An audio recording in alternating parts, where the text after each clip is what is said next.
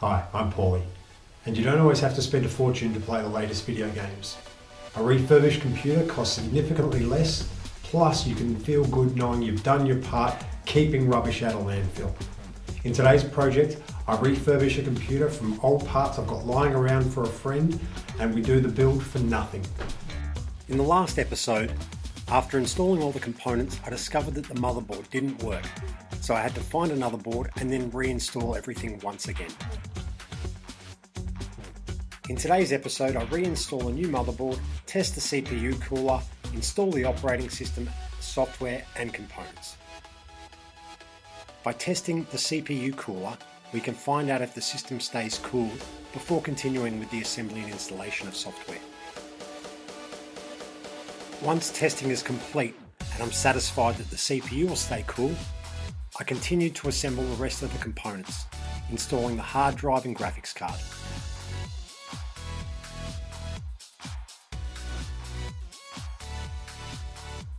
Once this is complete, I can then begin to install the operating system. I'll be installing Windows 7.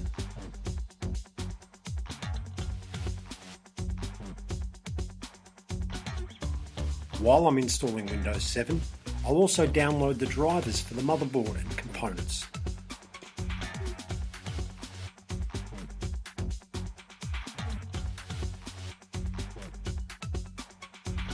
NiNite is the easiest and fastest way to update or install software. I use it to automatically install bulk software.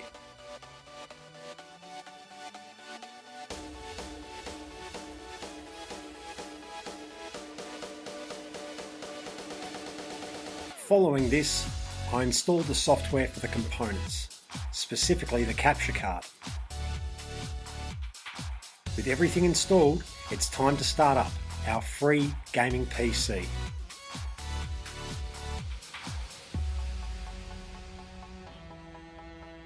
This is Paulie, and thank you for watching.